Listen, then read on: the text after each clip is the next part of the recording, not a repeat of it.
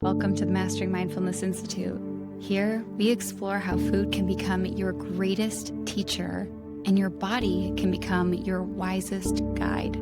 I'm your host, Gina Warfel, helping you build a deeper connection with your food and body. Let's begin our journey together. Hey guys, welcome back. Today, I'm trying something totally different. I thought, what if I started recording my podcast while I was out on a walk and see how it goes? This is definitely very different, but it feels really good. And actually, this inspired me because I was listening to my friend Danette May, her podcast. She has an amazing podcast about manifesting and stepping into your health. And she actually does all of her podcasts while she's out walking, or maybe not all of them, but a lot of them. And I've been so inspired by that. And I'm really excited. I'm actually having her on a podcast next week. So I've been listening to so many of her episodes, getting really inspired to ask her really good questions. But she has such a commitment and a dedication to her health and her body. And I noticed that she walks in podcasts. And I'm like, that is amazing. I really need to step up for myself and do these things that make my body feel really good. And as I'm kind of finishing out the rest of this year, I've been thinking about how can I really continue to care for my body and love my body and show it that I love it and show it that I care for it. And I think walking is one of those things for me because I think walking is one of the things that keep our bodies the healthiest over anything that we really could do. Is walking is so important. And I spend so many of my hours sitting at my desk and it doesn't feel like the way that I should and could really love my body that I'm in. And also I've been thinking about this idea of me first. What would I need to do one thing for myself that feels like I'm putting myself first over anything that's making me happy and filling up my cup? And I think that this is really important because when I didn't do that, I used to wake up in the morning really early, not do anything that felt good. It was all based on productivity. How do I get the most done in my day? How do I get up the earliest? How do I get the most amount of work done so that I could go to bed feeling like I achieved enough? And what I noticed was when I was doing that, it was like I always had this underlying, lingering craving that just never really went away. And I think craving, yes, while I had this craving for food, I think it was because I didn't fill my life with pleasure anywhere else. It was just all about being productive and getting the most done. And now I've been thinking, I think that mental health is the most important thing in order for the rest of our health to fall into place. And so if I'm not happy, I might start looking for unhealthy foods or sugar to make me feel better, to make me feel happy. It's kind of cool because it's actually taken me on this adventure of how do I make myself more happy and feel good in my life and what I'm doing and how I care for my body. And naturally, everything else seems to fall into place, which is so cool. Now I'm out on this walk in the sunshine. I actually brought a morning beverage with me. And, normally it would be my matcha, but I decided, you know what, this morning I want a coffee, I want a latte, and I don't feel bad about it. I got a small one, so I wouldn't be too hyped up on caffeine. But I've been starting to ask myself that question, how can I really do something that is for me first and get more steps and movement every day? Not just today, but how can I get more movement, more walking, and really show my body that I love it, that I care for it? So I want to start doing more of these podcasts, taking a walk. And I would love for you to maybe even walk with me. Maybe when I podcast and I'm walking, you could also go for a walk too, if that feels good for your body.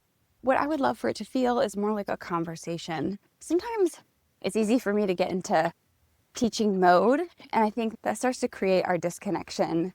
And what has been one of my favorite things about even starting this podcast was it connected me to people all around the world. When I first started podcasting, I ended up meeting my friend Sarah, who lives in Norway. She reached out to me and we ended up becoming dear friends, and she took Mastering Mindfulness. And my friend Namita, who lives in Dubai, and it's we ended up having these close relationships with people who I would have never connected with, and they're so special and wonderful. And so on these walks, I want to share, what have I in real time been thinking about, struggling with, working through, and so that we can feel like we're here having a conversation together. And one of those things I have been personally thinking about is what I'm actually capable of. I've been thinking about this quote by Henry Ford that's, whether you think you can or you think you can't, you're probably right. Whether you think you can or you think you can't, you're probably right. And I forget this quote and then I'm constantly reminded of it because it might seem like with my health that I'm just very naturally confident and it feels really easy. But I actually grew up not confident with myself with anything, with my capabilities, whether it's related to my health or what I can do and accomplish and my goals. Even though I used to be a very avid goal setter, I did not have a lot of confidence in myself. I didn't really realize how much it was actually creating and shaping my life, my lack of confidence. And one of the ways that this showed up the most was related to my health. Years ago, I got a DEXA scan. And if you're familiar with a DEXA scan, basically it takes it's kind of like an x-ray of your body where it shows your bone density, it shows your muscle mass. It shows you your body composition. So years ago, I got this DEXA scan done and I was in shock. I was so disheartened because when they interpreted my results, they said, your bone density is borderline osteopenia, which means that you have bone loss that's on its way to osteoporosis. And your muscle mass is so low, it's like almost in the range of sarcopenia. Sarcopenia basically means muscle wasting. It's kind of like what elderly people sometimes struggle with, is when muscle mass is so low that it's actually a condition. This wasn't because I was starving myself in a low body weight. I actually also had fat levels that were also not healthy. So I had elevated fat levels, low muscle mass, and low bone density. This is not good. I was only 30 years old at the time. I was so upset and distraught about my results, especially because, I'm a very health conscious person. I know a lot about nutrition, but my body was not really reflecting the knowledge that I had. And I shared that with my sister. I said, I just got back these DEXA results. They're really bad. And I said, I think it's because I'm just not a strong person. This is just my body and the way that it is. And I think it's because my hormones are low and that's keeping me from being able to build muscle mass. And she said, that's interesting. And I said, yeah, I think that this is just the way that my body is. And she said, what if you didn't believe that? What if you meditated and you saw yourself as a strong person? You were strong, your body was healthy. And I actually had a little bit of resistance to doing that because I just was so firm in, I can't do it. I'm not strong. That's not me. And so it felt like I was imagining something that wasn't actually true. And so I kind of had a little bit of resistance, but I was really curious with this. And I said, okay, let me actually try this. And so I would go into a meditation and close my eyes and imagine myself as me, but actually strong and doing things that would make me strong. And now here's what's really interesting. Yes, I was seeing myself as somebody strong in a meditation, but what I noticed was that I think I started showing up differently when I began doing that. I started to see something possible for me. What if I was that person? I started to create an image of myself that I had never actually seen or known before. I think ever since childhood, I always saw myself as a person who's not strong. I'm not athletic. I'm not capable. I was skinny, but I didn't see myself as confident and capable and strong and athletic. So seeing this version of me was a new version that I had never even seen or known before. It was kind of foreign and different. But when I started to get familiar with this image of myself and seeing it, that stranger started to seem more familiar the more that I saw this version of myself. And I think that it started to give me a little bit of confidence to actually start showing up that way. I noticed that I started lifting heavier weights naturally. And so I think I started to actually embody this person who was strong. I started doing the things that a strong person actually does. So I was naturally pushing myself, picking up heavier weights. And 1 year later, I went and I got that DEXA scan again, and my muscle mass had significantly improved. My body composition improved, my fat mass went down, my muscle mass increased, and my bone density improved. Improving bone density is not an easy task. It takes time, it takes lifting heavy weights and other strategies, and it was amazing to see I can actually do it. I am capable of increasing my muscle mass and increasing my bone density. I'm capable of doing this if I choose to take the actions that lead to that. Where before I had identified with this person is, I can't do it. I'm not strong. It's just how my body is. It must be my hormone levels. It just must be the way that my body is. And that was fulfilling my destiny. As soon as I started to see myself as, what if I could be that person? And my actions started aligning with that belief. I started showing up so differently in my life. And that actually created the result. That did change my life. And it made me realize it's not whether I can or can't do it, but am I willing to show up and do what's necessary? Maybe that's actually the key to success. Maybe all of the people who are successful, it's not whether they can do it or can't do it, but they're the ones who are willing. They're willing to show up. They're willing to be the humbled student. And so that moment really opened up the door for me to see things differently. And along that time, one of my really good friends, we used to work out together back when I lived in San Diego. His name was Jason. He is one of my good friends, and he said, you should start jump roping and adding that to your fitness routine. It's really good for you. Jump roping is so good for you. And I said, I can't jump rope. I'm really bad at jump roping. And he looked at me and he said, well, not with that attitude, you can't.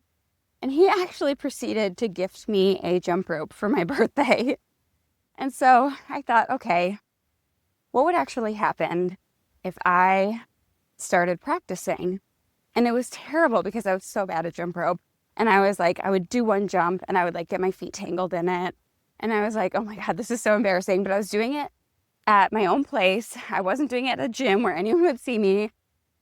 And I started recording myself of where I started. And what was really amazing was, just like anything, over time, with practice, I started getting better. And to the point to where I was actually kind of doing it. And I remember when I got to the place of where I was jump roping and I could do 100 times of flipping that rope around me. And that was my goal, was to get to 100 without tripping up on that jump rope. And when I finally got there, I was oh, this is so cool. Now maybe I'll start jumping on one leg, and then I would start messing up again. But over time, to see the progression, what it showed me was this had nothing to do with whether I could do it or couldn't do it. This had everything to do with, am I actually willing to show up and practice? So now the only question became, do I want to be the kind of person that is able to jump rope? My answer might be no. My answer might be you know what? I actually don't care about jump roping and having that in my life, and that just might be a no. But if I do want that in my life, am I willing to actually show up and practice and fumble and be bad at it and be humbled and realize that with anyone who is able to do anything, they always begin as a beginner. And so whether you think you can or you think you can't, you're probably right. If you think that you can't, that will paralyze you in inaction. It will keep you from even trying, even taking a chance, even practicing. If you think that you can, you'll practice and you'll eventually make progress. And with progress comes confidence. A lot of people don't start because they think that they need to be confident first. Once I have confidence, then I'll start. But confidence doesn't just show up. Confidence comes from practice and from repetition and being willing to do it again and again and again and to be humbled along the way. So when I get to those places of where I'm just so stuck, I start to ask myself, is this because I can't do it? Or is this because I'm deciding that I don't want to show up and that feels better and that feels safer? This has been really present for me lately because one of the new edges I have been exploring for myself is actually with growing Mastering Mindfulness. It's one of the most challenging things for me. It feels like almost like the next phase of how my health journey was so much for me to figure out. And now that I figured out my health journey, now it is sharing that in Mastering Mindfulness. But my natural gifts are not in understanding things like how to create a podcast and understand these platforms and sharing things and technology and emails. If you've ever gotten one of my emails before, I've probably messed one of them up and ended up saying, sorry. It's been a very humbling process, and I have had many times of wanting to just kind of give up because it's so out of my comfort zone, and I'm so a beginner at so many things with understanding all the different platforms and softwares and Zoom things and features and things that I'm just not naturally good at. But what has kept me in it for, 6 years now almost, about 6 years, Mastering Mindfulness has fully existed. I've been teaching it longer than that, but since I incorporated Mastering Mindfulness, it has been around for about 6 years. And what has kept me in it is to remember when I get into that place of where my mind goes to that, I can't do it. This is too hard. And I don't see myself as the person who's able to do it. I realize that those thoughts are the things that are keeping me from taking action, from showing up on this podcast. And action is the only thing that would lead me to confidence, not just mentally having it or deciding that I'll have it, but actually taking action and letting myself be inside of that mess, letting myself be humbled, letting myself learn about podcasting, about emailing, about writing these newsletters, about how to use Zoom so that I can continue to host these Mastering Mindfulness groups. And it's been a very, very humbling process. So if you have been here for my journey, I really just want to say thank you. You've probably seen a lot of the ways that I have had to get out of my comfort zone, the ways that I've been humbled. What keeps me persevering is just actually remembering this quote. Whether you think you can or you think you can't, you're probably right. And I see this to be true, whether it's with my health and doing things that I couldn't do, whether it's jump roping or really seeing myself as being a strong person and how that would influence the ways that I take action and show up, or whether I see myself as someone who isn't strong, can't do it, and just really isn't capable. And so which thoughts do I want to have? Which ones will help me actually create the life that I want, and which ones are going to hold me back? Because what I'm realizing is that every thought that I have is truly the seed. If I think that I can't, I'll stop and I'll be paralyzed in inaction. If I think that I can, I'll move forward with confidence. Maybe not with confidence. Let's be real. If I think that it's possible, then I'll say, okay, I might not have confidence, but I know that confidence only comes by taking action. Let's just practice and watch myself improve. So I hope that today, if you're feeling a little bit stuck and you're waiting for confidence, know that confidence only comes by taking action and through repetition and letting yourself be a beginner, letting yourself be messy, letting yourself fail. That's what I'm currently practicing for myself, really working on, remembering that whether I think I can or I think I can't, I'm probably right. I notice that when I think that I can, I start asking for help. I start looking for resources. I start getting inspired, and I open up my eyes and I look all around me for the ways of how can I?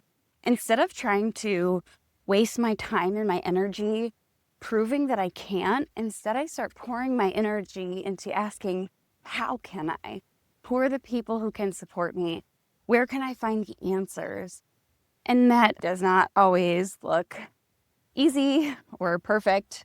For sure, it's been a messy ride for me, whether it's related to my health, whether it's related to understanding business and growing that.